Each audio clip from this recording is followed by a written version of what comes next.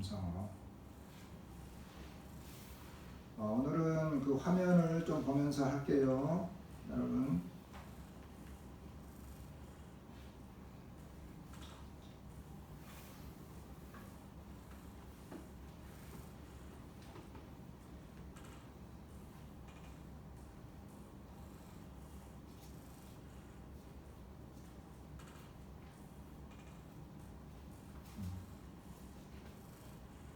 보이세요? 보이시면 표시해 주세요.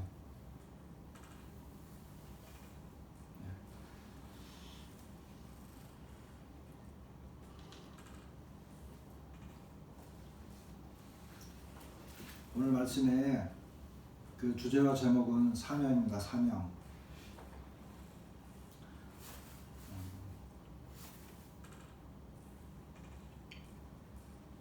우리가 살아가면서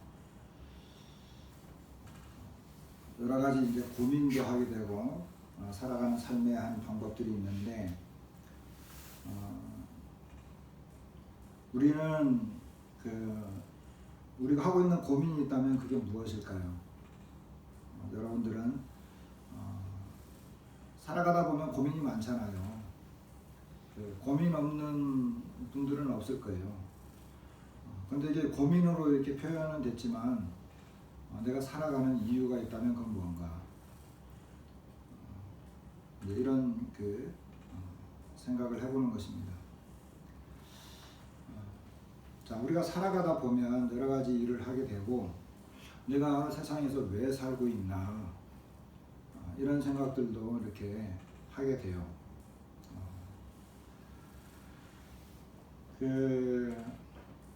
이제 저와 이제 저희 가정 같은 경우에는 2021년도는 정말 롤러코스터, 저는 롤러코스터는 한 번도 안 타봤지만 롤러코스터를 타는 것과 같은 그와 같은 좀 한 해가 아니었나 이런 생각을 합니다.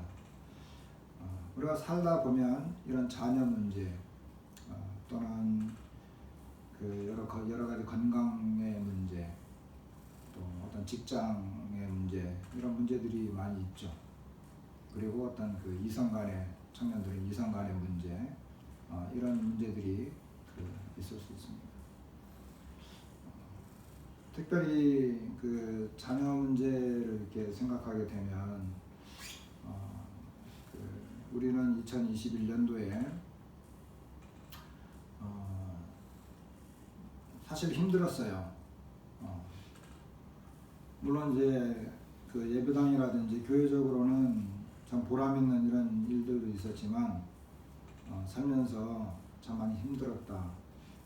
굉장히 어려운 시기를 보냈다. 솔직히 말씀을 드리면 정말 죽고 싶을 정도로 다 포기하고 싶을 정도로 그렇게 힘들었어요. 그리고 고통스러웠고 그리고 삶의 어떤 의미라든지 이유나 이런 것들을 제가 찾지를 못할 정도로 힘들었던 시간이 있었습니다.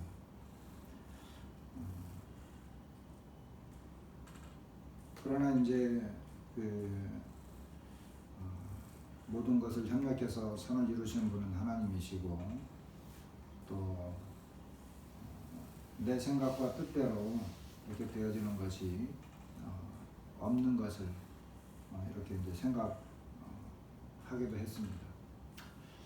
그래서 하나님의 손에 맡기고 하나님의 은혜를 추구하게 되는 그리고 힘들지만 이 힘든 것도 하나의 삶에 주어진 과정이다 이렇게 생각을 해서 지나가게 되었습니다.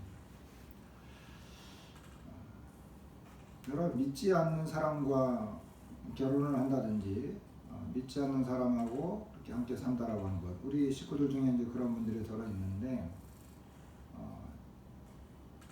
어떤 부분에 있어서는 이해할 수 없는 그런 거예요.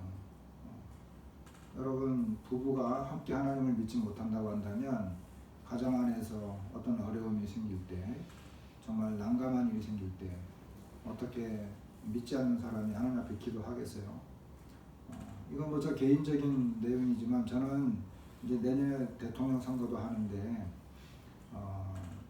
저는 대통령 뽑을 때 다른 거 거의 잘 안 봐요. 왜냐하면 정치인들이 하는 말 뭐 제대로 되는 거 없고 뭐 다 인격이 그만 하니까 이제 대통령 나오는 거잖아요. 형편없는 사람이 나오겠어요. 다들 그만한데 저의 기준은 그런 거예요. 나라가 어렵고 힘들 때, 백성들이 고통당하고 힘들 때 하나님 앞에 기도할 수 있는 사람이라면 그 사람 뽑겠다는 거예요. 하나님 앞에 기도할 수 있는 사람이라면 형식적이든 뭐든 그 사람이 뭐 교회를 다닌다든지 어떤 기독교와 연관이 있어서 백성들이 고통당하고 나라가 어려울 때 하나님 앞에, 살아계신 하나님 앞에 기도할 수 있는 사람, 그런 사람이면 나는 뽑겠다는 거예요.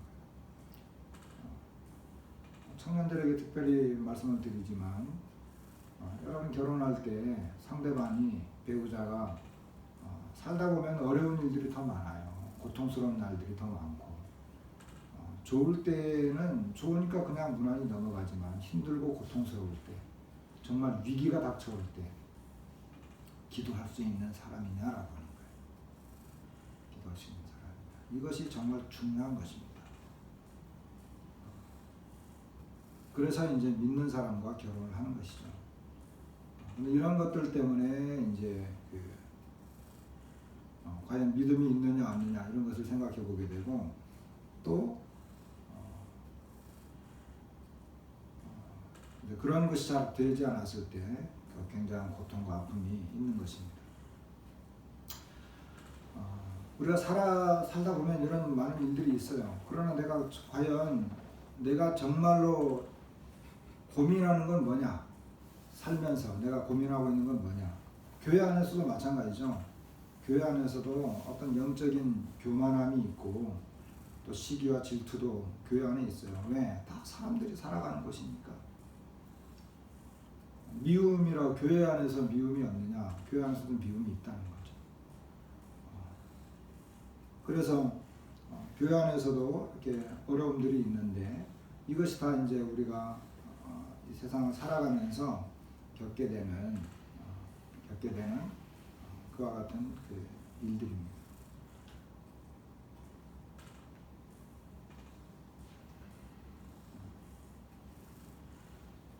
그렇다고 한다면 우리가 이제 사회생활도 하고 또 교회에서도 교회 생활도 하고 이렇게 모임에서 주님을 섬기기도 하는데 내가 살아가면서 갖고 있는 고민이라든지 내가 살아가면서 겪게 되는 어려움들, 내가 힘들어하는 부분이 있다고 한다면 그게 뭔가? 오늘은 이제 이런 부분을 생각해보고 그런 면에서 주님을 다시 한번 이렇게 생각해보기를 원합니다.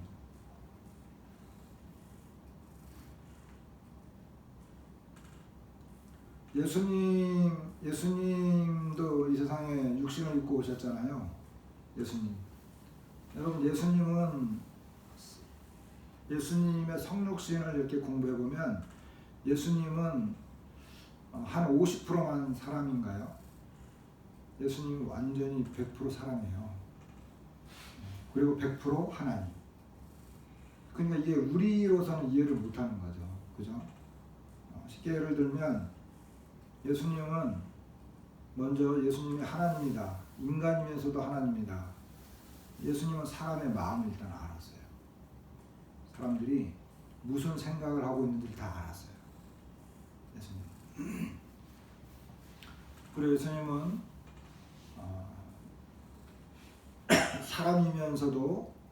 사람이시면서도 죽음을 다스렸어요. 왜냐하면 나사로라든지 그다음에 야이로의 딸이라든지 나인상 과부의 아들을 살려주셨잖아요. 그리고 병을 치료하실 때 예수님 말씀 한마디로 고쳐주셨어요. 그런데 그 예수님은 그때 하나님의 모습으로 고쳐준 게 아니고 사람으로서 고쳐주신 거예요. 그 모습은 사람이신데 그 속에 있는 능력, 진짜 능력은 하나님이었다는 거죠. 예수님은 완전히 그 참 하나님이시고 참 사람이신데 우리가 다 이해할 수 없는 거예요. 그런데 확실한 것은 예수님은 사람이셨다라고 하는 것입니다.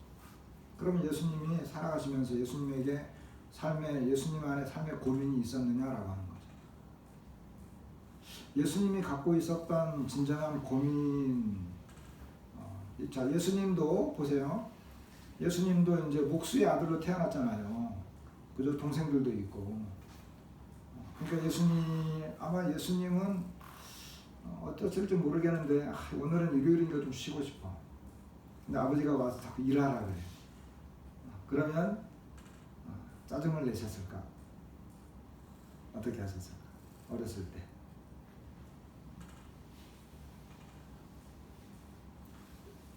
예수님께서는 자, 일단은 우리가 엊그저께 이제 크리스마스 보냈는데 말 구유에서 태어나셨죠. 말 구유에서 태어나니까 벌레도 있을 것이고, 그리고 잠자리 불편하니까 막 짜증내면서 울기도 하고 그러셨겠죠. 왜? 사람이니까. 예수님은 굶주리시기도 하고 목마르셔서 이방 여인에게 물을 달라고도 말씀하셨고,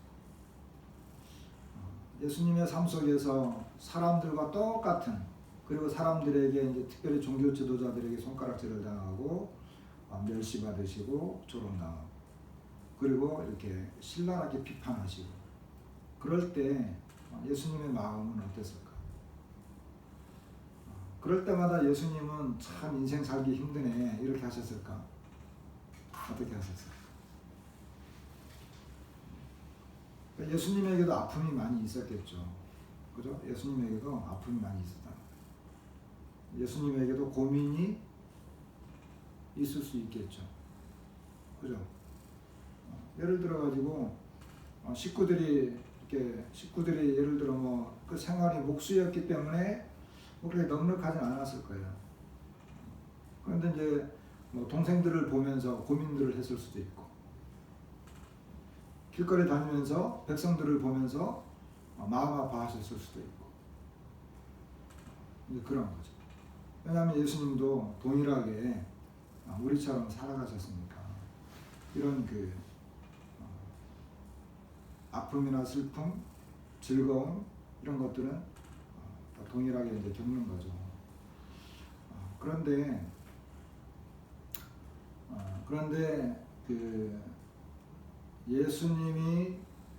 예수님께서 이 땅에 오셔서 예수님이 정말 고민하셨던 것이 있다면 무엇일까라고 하는 거예요. 예수님이 우리들도 마찬가지죠. 우리들도 이제 그냥 내년에 이사해야 되는데 어떻게 할까? 직장에 들어가야 되는데 어떻게 할까? 이런 고민들을 했을 건데, 그것은 이제 부수적인 것들이잖아요. 그것이 진짜일 수도 있고, 그것이 전부일 수도 있고, 부수적인 것일 수도 있다는 거예요. 내년에 이제 군대 가게 되면 어떻게 할까? 군대 가는. 저희 같은 경우는 여름에 졸업을 했거든요. 여름에 졸업을 했는데, 그때는 제가 제 마음에 이 신앙이 완전히 회복되어지는 구원의 확신을 가져가지고 완전히 회복돼서 변화된 그런 상태였어요. 다행히. 그래서 그런데 군대에 가기로 결정이 났어요. 그렇게 영장이 나온 거죠. 그랬는데 두렵지 않았어요. 나 같은 경우는. 그리고 하나님 앞에 기도했어요. 그때 정말 기도 많이 했어요. 그리고 그 기도는 아마 그 당시에 진실된 기도였어요. 그러면서 이제 하나님 앞에 기도하기를, 하나님, 제가 군대 가게 됩니다. 군대는 참 이해할 수 없는 사람들이 많이 있고 힘들다고 하고, 또 저 혼자 이렇게 자대 배치를 받아서 거기 들어갔을 때 제가 어떻게 해야 되겠습니까 하고 간절히 기도했어요. 간절히 기도하면서 이제 말씀을 봤는데, 그 당시에 이제 로마서 말씀을 봤는데, 로마서 12장 말씀인가 몇 절 기억이 잘 안 나는데, 로마서 12장 말씀인가 거기 보면 이런 말씀이 있어요. 지금도 기억이 생생한데, 너희로서는 할 수 있거든 너희로서는 모든 이와 더불어 평화하라 하는 말씀이 있어요. 이렇게 그 말씀을 보는데 그 말씀이 제 마음에 이렇게 깊이 박혔어요. 근데 그래서 이제 내가 할 수만 있으면 모든 사람으로 이렇게 더불어 평화하고 이렇게 잘 지내야 되겠다. 주님이 그렇게 말씀하십니다. 근데 이제 막상 군대 가는 게 쉽지 않더라고요.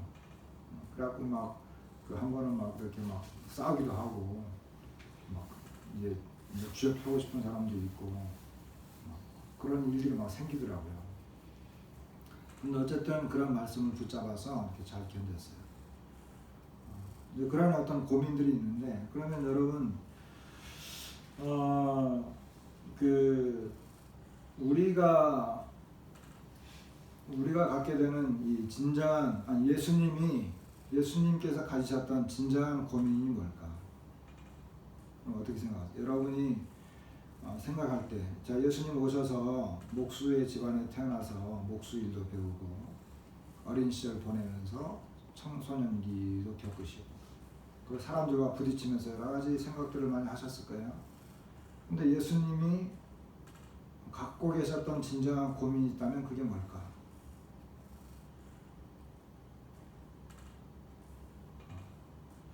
자, 우리가 이런 생각을 할 때 디모데후서 1장 9절과 로마서 16장 25절 27절 이 말씀을 보게 되면 하나님이 우리를 구원하사 거룩하신 소명으로 부르심은 우리의 행위대로 하심이 아니요. 그렇죠. 우리가 구원받고 하나님께서 우리를 거룩하게 불렀어요. 그런데 그것은 우리의 행위대로 된 게 아니라는 거예요. 쉽게 말하면 구원받은 것, 하나님께서 나를 은혜로 부르신 것은 내 행위대로 한 것이 아니다. 그럼 뭐냐? 자기 뜻, 하나님의 뜻이 있었다는 거예요. 근데 하나님의 뜻이 뭐냐 하면 영원 전에 그리스도 예수 안에서 우리에게 주신 은혜다. 그러니까 이미 영원 전에 하나님께서는 예수 그리스도 안에서 우리에게 은혜 베푸시고자 하는 이런 뜻이 있었다는 거예요. 이건 우리가 정말 이해하기 어려운 거예요. 저는 구원받을 때 염소와 송아지의 피로 아니하고 오직 자기 피로 영원한 속죄를 이루사 단번에 들어가셨다. 이 말씀을 믿고 구원의 확신을 가졌거든요. 근데 영원이라고 하는 것을 생각을 한 거예요. 그때 예수님이 내 죄를 영원히 속죄해 주셨다고 하면 영원은 시작도 없고 끝도 없다는 거예요. 시작도 없고 끝도 없다. 다시 말하면 예수 그리스도 안에서 나의 죄는 그냥 그 어디에서도 찾아볼 수 없었다는 거예요.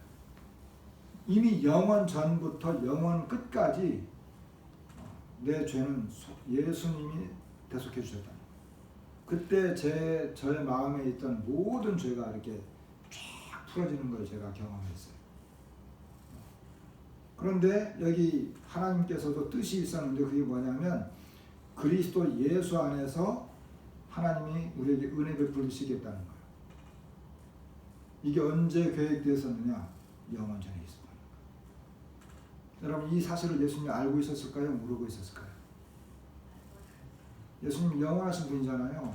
그러니까 삼위일체 하나님께서 그리스도 예수를 통해서 이미 영원 전, 창세 전부터 세상이 만들어지는 것은 고사하고 그 이전부터 예수님께서 이 사실을 알고 있었다는 거예요. 이게 중요한 것입니다. 그러면 보세요.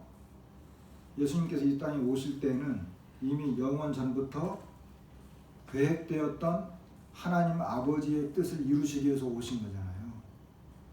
그죠? 이 땅에 오신 이유가 하나님께서 자신을 통해서 우리를 부르시고 은혜 베푸시기를 원하신다라고 하는 것을 예수님이 알고 계셨다는 거예요. 그 사실을 예수님이 이 땅에 오셔서 단 한 번도 아마 예수님은 잊어본 적이 없을 거예요. 그러면 예수님께서 이 세상 살아가면서 목수의 아들로 오셨고 소년기를 보내고 청소년기를 보내고 나이가 들어서 사역하시면서 예수님이 배고프고 또 이렇게 목마르고 사람들하고의 관계 속에서 그리고 회당에 가면 사람들을 만나서 어떤 그 논쟁도 하게 되고 그리고 사람들이 죄 짓는 걸 보면서 고민하고 이런 고민들을 많이 하고 그런 것 때문에 힘들어 하실 수도 있었겠지만 정말 예수님의 고민은 뭐냐라고 하는 거예요. 진짜 예수님의 고민은 그것은요, 예수님이 영원 전부터 하나님과 함께 하실 때 아버지의 뜻이 무엇인지를 알고 있었기 때문에 내가 이 세상에 와서 그 아버지의 뜻을 어떻게 이룰 것이냐라고 하는 그것이 예수님의 마음을 사로잡은 거예요. 그것이 예수님의 고민이라면 고민일 거예요. 굶주리고 사람들 때문에, 어떤 일 때문에, 어떤 종교적인 문제 때문에 이런 것이, 그런 것도 물론 고민의 내용이라고 할 수는 있겠지만 정말 예수님의 마음속을 사로잡고 있는 건 뭐냐? 영원전의 아버지의 뜻이 어떻게 자기를 통해서 이루어질 것이냐라고 하는.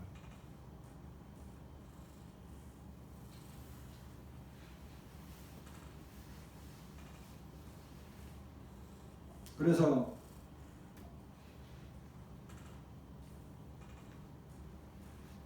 자, 이제 예수님의 이 세상 마지막, 예수님의 생애 가운데 마지막 부분에 가면 이제 겟세마네 동산에서 예수님께서 이제 기도하신단 말이에요. 겟세마네에 가서 기도하는데 예수님께서 이렇게 말씀하십니다.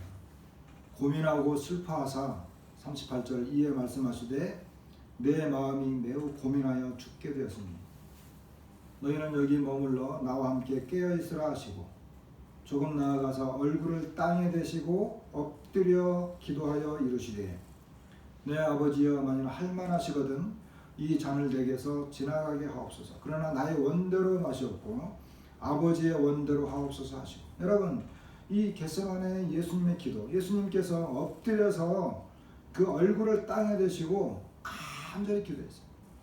예수님은 고민과 슬픔, 정말 죽는 것과 같은 마음으로 간절한 그 심령이에요. 예수님의 고민은 어느 정도냐? 죽을 정도였다는 거예요. 여러분, 제가 이제 처음에 이렇게 말씀을 드렸지만 저도 정말 죽어버리고 싶을 그런 때가 있어요. 아예 그냥 내가 죽어버리면 좋겠다. 그런 고민. 근데 예수님도 지금 이제 생애 마지막 가운데 겟세마네에서 예수님이 정말 고민하면서 슬픔을 가득 갖고 죽을 정도로. 그럼 여기서 보는 예수님의 고민은 뭘까요? 아버지의 원대로 되기를 원한다라고 이렇게 고민하면서 그 잔을 가지고 이제 자기가 받아야 할 그 잔을 가지고 하나님 아버지 앞에서 고민하는 거예요. 우리가 많이 알고 있어요. 자, 앞에 놓여 있는 십자가의 그 형벌과 그 고통은 우리의 상상을 뛰어넘죠. 여러분, 이제 여기 예배당을 나가면 십자가의 형벌을 받는다라고 생각을 해보세요. 옛날 콜로세움에서 이 그리스도인들이 이 감옥 창을 나오고 문이 척척 열리면 그 운동장으로 나가는데 거기에 사자가 으르렁거리고 있다. 생각을 해보세요. 사자가 내 목을 물어뜯고 죽인다. 내 사지를 물어뜯고 찢어 죽일 거다. 그건 어쩔 수 없이 내가 당해야 된다. 예수님께서 이제 십자가의 형벌을 받으실 것이라. 육체의 고통, 우리는 이 겟세마네의 고통을 생각할 때 육체의 고통, 예수님은 육체의 고통을 그렇게 힘들어했던 건 아니야.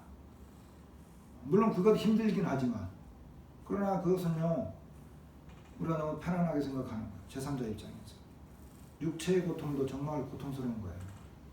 십자가는 그들 로마 사람들도 아무나 십자가에 못 박지 않았어요.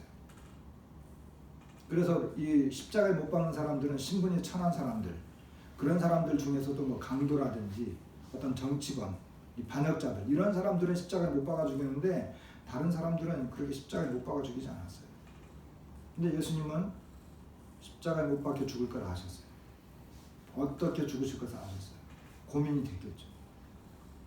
이것도 고민이 되는 거고. 두 번째 고민은 뭐겠어요? 두 번째 고민, 우리가 이미 잘 알고 있는 것처럼 하나님으로부터 버림받는다. 우리 보통 이 생각하잖아요. 하나님으로부터 버림받는다. 그 전에 하나님과 한 번도 떨어져 본 적이 없고 하나님의 사랑 안에서 삼위일체를 이루면서 한 번도 하나님과 간격이 있어 본 적이 없어요. 하나님 안에 또는 하나님 그리스도 아들 안에. 그래서 이 삼위일체 하나님은 한 번도 떨어져 본 적이 없어요. 그런데 그 하나님으로부터 버림받는다.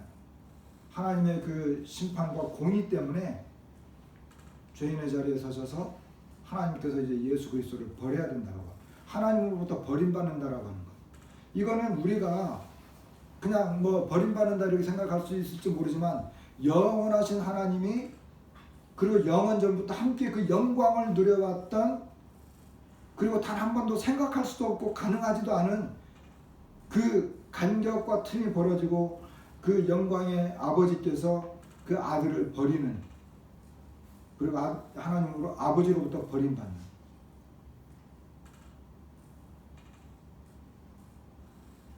이 고통은 우리가 다 이해할 수 없고 가능하지 않은 것입니다.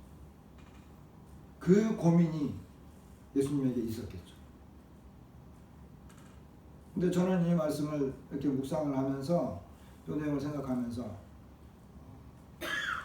그와 같은 것들은 우리가 이제 이미 생각을 하고 있었는데, 저는 그렇게 생각했어요. 물론 그런 것도 다 맞지만, 여기에 예수님의 고민은 하나 더 있다. 예수님의 고민이 하나 더 있다.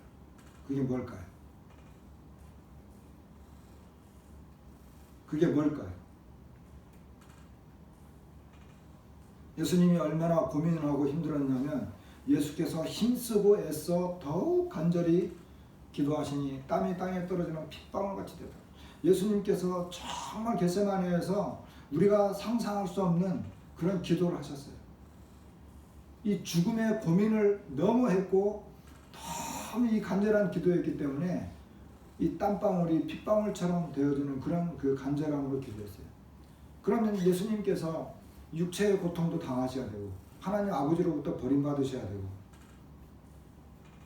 물론 그것만 해도 이것은 그 예수님 입장에서는 상상할 수 없는 이 그 고통이기 때문에 이럴 수 있지만, 우리가 오늘 이 시간에는 다른 것을 한번 생각을 해보십시오.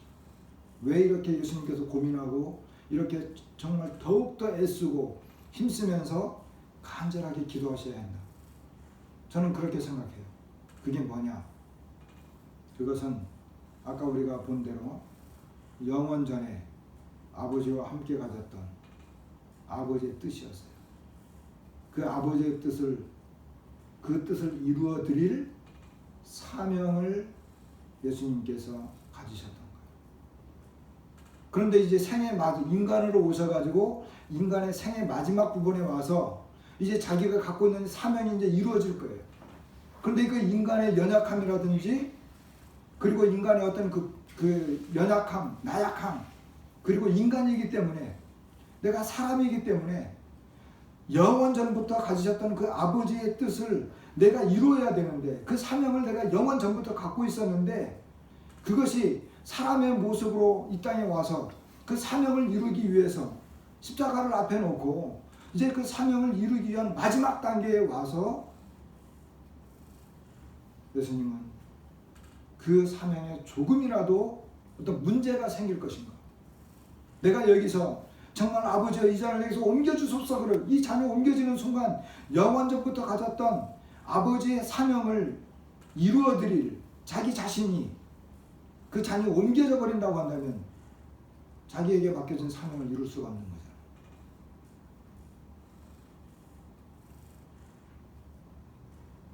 예수님은 자기가 아버지의 마음을 알고 있었고 아버지의 뜻을 알고 있었는데, 자기가 이루어야 할 그 사명이 무엇인지를 알았어요. 그런데 겟세마네에서 그 인간의 연약함으로 땀방울을 흘릴 때, 땀방울이라든지 여기 핏방울이라든지 슬퍼함이라든지 고민이라든지 이와 같은 것들은 인간적인 거예요. 하나님 이 신성이 아니었습니다. 인성이었습니다. 이것은 완전한 인간이었어요. 그런데 그 인간 예수님이 이제 하나님의 사명을 혹시라도 인간이기 때문에 그것을 이루지 못할까 봐서 그러니까 계속해서 기도합니다. 여러분, 우리가 하나님의 뜻을 알았어요. 그런데 우리가 하나님의 뜻을 이루어드리지 못하는 많은 경우가 뭡니까? 우리 인간적인 나약함이잖아요. 인간적인 믿음이 없기 때문에, 인간적인 전폭적인 신뢰가 없기 때문에, 내가 인간이고 연약한 사람이기 때문에 하나님의 뜻을 알면서도, 복음을 전해야 되는 거 알면서도, 저 사람을 사랑해야 되는 것 알면서도, 정말 이 믿음으로 성도들을 돌봐야 된다는 걸 알면서도, 그것이 나에게 맡겨주신 하나님의 사명인 것을 알면서도, 왜? 인간이기 때문에 우리가 못하는 경우 많이 있잖아요. 알면서도. 예수님도 마찬가지예요. 그런데 예수님이 갖고 있었던 사명은 뭐냐? 언제부터 품고 있었던 거냐? 이미 창세 전, 영원 전부터 갖고 있었던 거예요. 예수님이 그 하나님의 뜻을 완전히 알고 있었는데 고민하고 정말 죽을 것 같아. 너무너무 슬퍼. 왜 내가 이렇게 내가 이 자리에 있어야 되나? 그리고 이것을 내가 이루어드리지 못한다면 영원전에 갖고 계셨던 하나님의 뜻이 완전히 다 무산돼 버리는 건데, 그럼 어떻게 해야 돼? 그러니까 이 사명을 이루기 위해서 정말 끝까지 여기 예수께서 힘쓰고 또 애써서 더 간절히 기도하셨다. 그러다 보니까 막 핏방울이 뚝뚝뚝뚝 떨어져. 그만큼 힘들었다. 우리는 다 이해할 수 없어요. 그러나 이것은 완전히 인간이었습니다. 예수님은 자기가 인간이기 때문에 그 사람의 그 어떤 그 성품으로 만에 하나 이 하나님께서 가지셨던, 그리고 자기를 이 땅에 보내셨던 그 사명을 인간의 나약함으로 그것이 무산되거나 꺾이거나 그런다면 안 되기 때문에 예수님은 기도했다.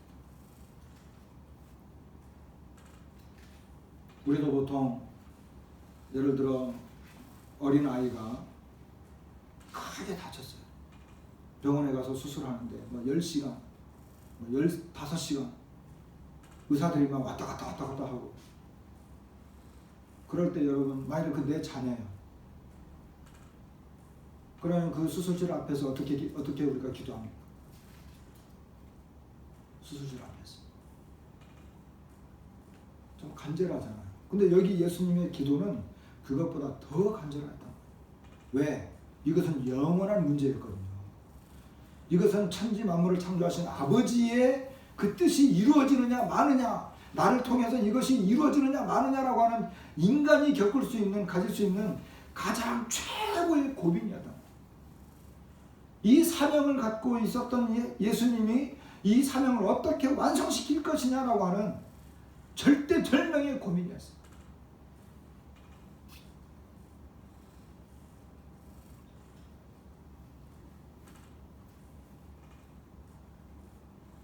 예수님의 고민은, 이 간절함과 이 고민은, 자, 예수님을 잡으러 온 사람들이 있었어요. 그때 제자들 중에 한 사람이 칼을 뽑았죠. 그 예수님께서 이렇게 말씀하시는 거예요. 내가 만일 그렇게 하면, 이건 뭐냐면 천사를 보내서 자기를 구원할 수 있는 거잖아요. 내가 만일 그렇게 하면 이런 일이 있으리란 성경이 어떻게 이루어지겠냐. 성경이 뭐예요? 하나님의 말씀이잖아요. 영원전부터 가졌던 하나님의 뜻이 성경에 기록되어 있잖아요. 그래서 선지자들을 통해서 계속 기록했죠. 누구를 통해서? 바로 자기 자신을 통해서 하나님의 사명이 이루어질 것이다. 그런데 만일에 예수님께서 천사라든지 다른 방법으로 그 고난을 피했어. 그러면 이런 일이 있으리라 한 성경이 어떻게 이루어지겠냐.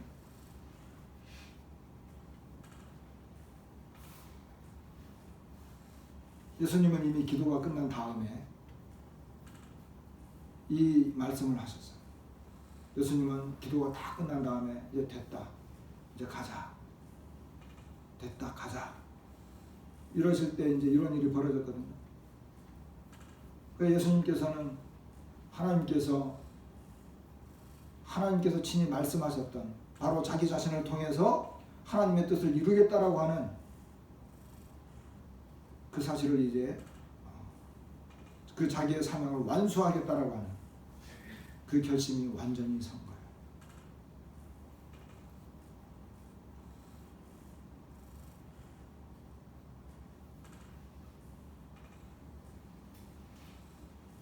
아버지께서 주신 잔을 내가 마시지 아니하겠네.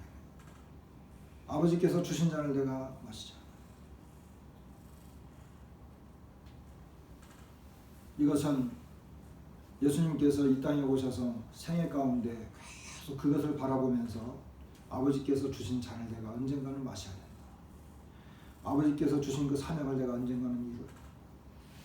그런데 바로 이제 십자가가 바로 눈앞에 왔을 때 예수님은 정말 이 엄청난 고민을 하면서 아버지여 내가 이 잔을 아버지의 뜻이라고 하면 마시겠습니다. 여러분 이 잔은요 예수님이 원하신 잔도 있겠지만 처음에는 아버지의 뜻이었기 때문에 아버지께서 주신 잔이에요. 이것은 아버지께서 자기 아들에게 맡기신 잔이에요. 아들만 마실 수 있는 잔이었어요. 이것은 아버지께서 그 아들에게 주신 사명이었어요. 그러니까 그 아들 외에 그 누구도 이것을 감당할 수 있는 것도 아니고 아들만이 감당할 수 있는 것이었어요. 그렇기 때문에 이것은 아버지께서 주신 잔이었어요. 저는 자녀가 셋인데 우리 자녀들이 아버지께서 시키면 시키는 대로 말하면 말하는 대로 요즘에 그런 자녀 있어요? 없잖아요. 자녀들이 아버지께서 말씀하시니 제가 기쁨으로 하겠습니다. 근데 예수님 그렇게 하셨다는 거예요.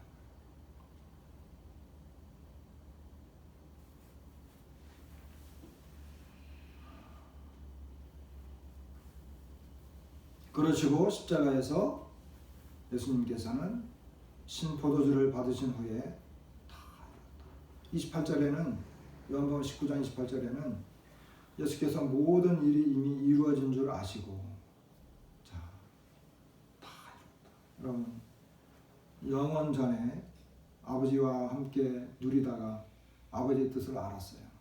하나님이시기 때문에. 그리고 그 사명을 자기가 감당해야 될 것도 알았어요. 근데 십자가 위에서 예수님은 그 모든 일이 다 이룬 걸 알았어요. 아, 내가 사명을 다 감당했구나. 내가 아버지께서 이루시라고 하는 그 모든 일들을 내가 이루었다.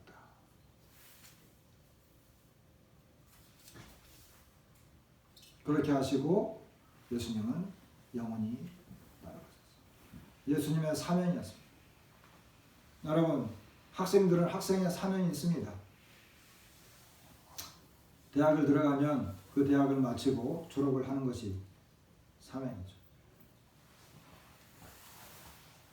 나라를 구해라. 적군이 쳐들어왔으니 나라를 구해라. 어떤 장군에게 명령을 내려서 그 장군이 전쟁에 나갔어요. 그 전쟁에서 이겨야 될 사명이 있습니다. 이 전쟁에서 지게 되면 이 나라가 망해. 그러니까 이 장군은 나가서 쳐들어온 저 대적을 물리치고 그 전쟁에서 승리해야 돼.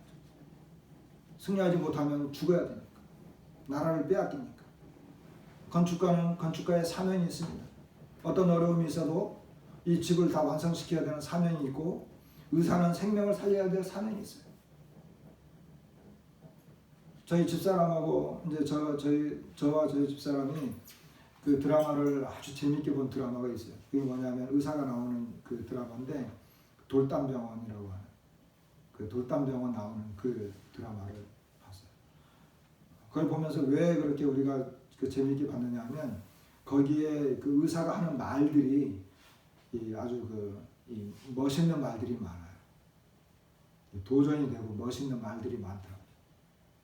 그런데 그 의사가 하는 말 중에 뭐냐면 다른 건 다 때려치워라는 거예요.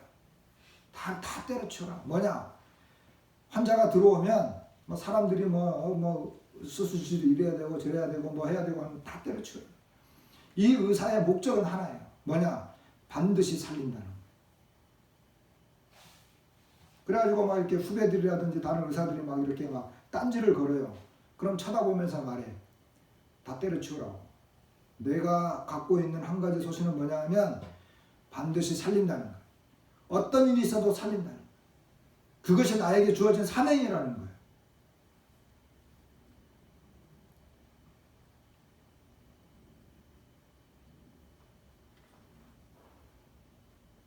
예수님께서는 창세전부터 예수님은 미리 알려졌어요.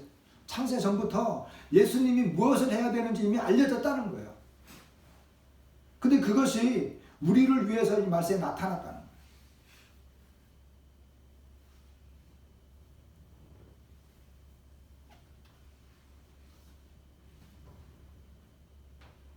이것이 예수님께서 고민하시고 우리 이 땅에 오셔서 감당하셨던 사명이었습니다. 사도 바울도 마찬가지입니다. 사도 바울은 복음의 일꾼이라고 그랬고 교회의 일꾼이라고 그랬습니다. 사도 바울은 주 예수께 받은 사명, 주 예수께 받은 사명,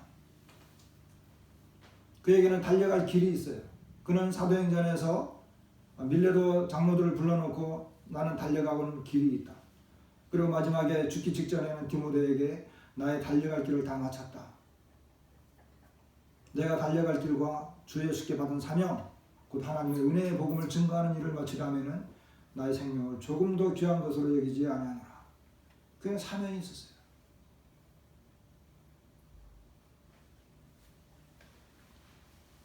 자, 우리는 각자 개인에게 사명이 있습니다. 우리 각자에게 사명이 있어요. 여러분의 사명은 뭡니까? 주님께서 나에게 맡겨주신 사명은 뭡니까? 영원전부터 그리스도 예수 안에서 나를 부르시고 택하시기 위해서, 나에게 은혜 베푸시기 위해서 하나님께서 예수 그리스도를 보내서 구원해 주셨습니다. 그럼 이 땅에서 내가 구원받았는데, 예수님께서, 하나님께서 나에게 보여주신 사명이 뭐냐?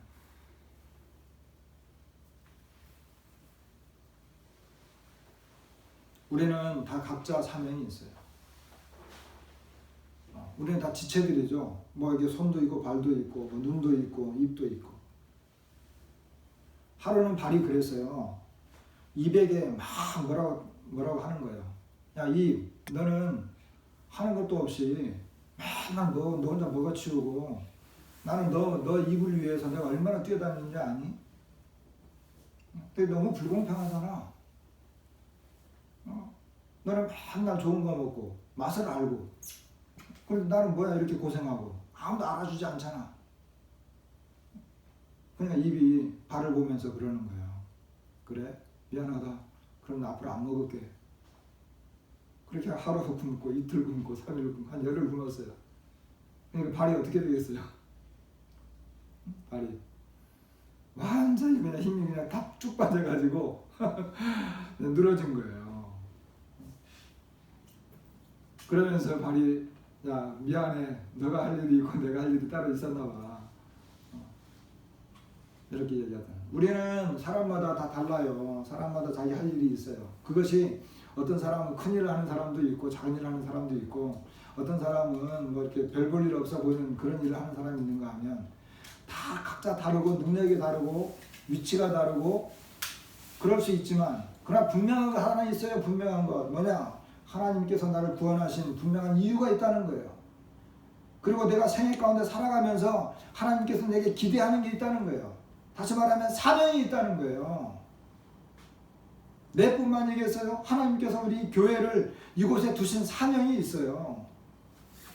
교회가 얼마나 많이 있어요. 굉장히 많잖아요. 우리 주변에도 뭐 여기 우리 저쪽 사거리 들어오다 보면 그 입구에도 교회가 있고 조금 올라가면 또 교회가 언덕이 하나 있고 조금만 여기 더 지나가면 제주에서 뭐 손가락 안에 꼽는 큰 교회도 있고. 그런데 이곳에서 우리가 있어야 되는 존재 이유, 우리가 이곳에 있어야 되는 하나님의 사명이 있다는 거예요. 이거를 우리가 발견하지 못하면 우리의 삶은 목표를 잃어버린 구름과 같아요. 예수님은요, 여러분 예수님의 고민이 뭐겠어요? 생애 가운데 고민이 뭐였겠어요? 아까 우리가 본 대로. 오늘 우리는 이제 올 한 해를 이제 마무리합니다. 여러 가지 정말 즐거운 일도 있고 힘든 일도 있었고 많은 일들을 겪었어요. 감동 벅찬 일들도 있었고. 우리가 한 가지 잊어먹으면 안 되는 것이 있는데 그 뭐냐면 사명. 기도하세요. 하나님, 제가 무엇을 해야 되겠습니까? 사도 바울은 그 구원받을 때 주여, 제가 무엇을 해야 됩니까? 이렇게. 그가 딱 예수님을 만나는 순간에 주님, 제가 무엇을 해야 됩니까? 왜냐하면 자기가 핍박하고 죽이려고 그렇게 쫓아다니던 예수님이 나타나가지고 자기를 딱 만났기 때문에 그 바로 깨달은 게 그거였어요. 내가 철저하게 핍박하고 죽이려고 했던 그 예수 그리스도, 그분이 왜 나를 불렀느냐? 왜? 우리는 보통 뭐 죄에서 구원해 주셔서 감사합니다 뭐 이런 것을 기뻐하고 있는데, 사도 바울은 그게 아니었어요. 내가 그렇게 대적하고 핍박하고 죽이고 힘들게 하고 어렵게 했던 그분이 직접 나타나가지고 나를 딱 세워놓고 부르실 때, 이분이 왜 이러지? 왜 나를 부르셨습니까? 지금 제가 뭘 해야 됩니까? 이렇게 됐다.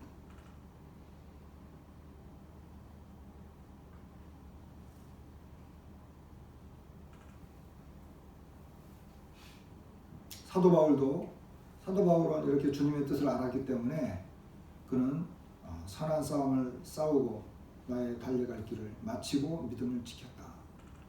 이제 내가 바로 죽기 직전에 이 글을 쓴 거예요. 그러면서 멸류관을 받을 그 준비를 하고 있었던 것을 보게 됩니다. 자, 말씀을 마치겠습니다. 여러분, 여러분이나 저나 주님이 우리를 부르셨어요. 그죠? 주님이 부르시지 않았는데 이곳에 앉아 계신 분 계신가요? 아무도 없어요. 그리고 그 주님은 우리에게 다 은사를 주셨어요. 아까도 말씀드린 것처럼 은사가 다 다르고 우리가 위치가 다르고 어떤 능력이 다르고 다 다를 수 있어요. 그러나 분명한 것, 하나님이 나에게 사명을 주셨다는 거예요. 이것은 변하지 않아요. 나중에 예수님께서 물어볼 거예요. 예수님이 반드시 물어볼 거예요. 뭐를? 내가 너를 왜 불렀는지 아니? 이거는 물어볼 거예요. 그리고 우리는 또 물어볼 수 있어요. 주님, 저를 왜 불렀습니까? 이거는 필요하잖아요. 이거는 서로 간에 물어볼 수 있는 거예요. 근데 예수님께서 반드시 물어볼 거예요. 내가 너를 왜 불렀는지 아니? 그렇기 때문에 이 사명은 우리 모두에게 다 주어졌다는 거예요. 사명이 없는 그리스도인은 없어요. 그런데 이 사명이 어떻게 나타나느냐? 이 사명이 어떻게 나타나느냐? 그것은 바로 마지막에 있는 것처럼 열정입니다. 이 열정은 집중력과 관계가 있어요. 내가 무엇에 집중하느냐에와 관계가 있어요. 사람이 보세요. 우리가 살아가면서 이 일도 해야 되고 저 일도 해야 되고, 집에 가다가 예배당에 뭐 놓고 왔네? 그럼 집으로 갈 수 있어요? 예배당 다시 돌아가야 되잖아요. 돌아가다가 내가 방금 가게에 뭐 하나 또 놓고 왔네? 갈팡질팡 하는 거예요. 왜? 한 곳에 집중하지 못하기 때문에. 그래서 우리에게 맡겨진 사명을 이룰 때에는 뭐가 필요하냐면 집중이 필요하다는 거예요. 집중. 뭐에 집중해야 할 거냐? 그것은 바로 예수 그리스도, 그분에게 집중하고 그리고 복음에 집중하는 거예요. 이것이, 이 열정이, 집중할 때 열정이 생기거든요. 집중할 때 뭔가 일이 이루어져요. 안 그러고 일단 집중력을 잃어버리면, 이 초점을 놓쳐버리면 마치 돋보기가 이 태양열을 모아가지고 이 사물을 태우는 것처럼 이 집중력을 잃어버리면 아무것도 못해요. 만일에 저나 여러분들이나 주님의 일을 잘 못하고 있다, 그거는 집중력을 잃어버렸기 때문에 그래요. 집중력을 잃어버렸기 때문에 내가 뭘 해야 될지를 놓쳐버린 거예요. 그러면 일을 못하게 되어 있어요. 그런데 집중하면, 주님의 예수 그리스도에게로 집중하면, 그리고 그분을 똑바로 쳐다보게 되면, 그리고 내가 이 세상을 살아가면서 내가 무엇을 해야 되는지를 분명하게 알면 내가 복음을 전해야지. 복음을 전해야지. 이제 집중하게 되면 열정이 생깁니다. 그리고 그 열정은 반드시 결과가 생기게 됩니다. 우리가 많은 일을 해도 뭔가 이루지 못하는 경우가 있는데, 그건 뭐냐면 집중하지 못하기 때문이에요. 그래서 오늘 결론은, 하나님은 우리에게 예수 그리스도의 본을 통해서 우리에게 사명을 주셨고 예수 그리스도께서는 그 집중력이 잃지 않았어요. 특히 겟세마네에서 모든 그 집중력을 하나님에게 쏟아놨어요. 우리도 마찬가지입니다.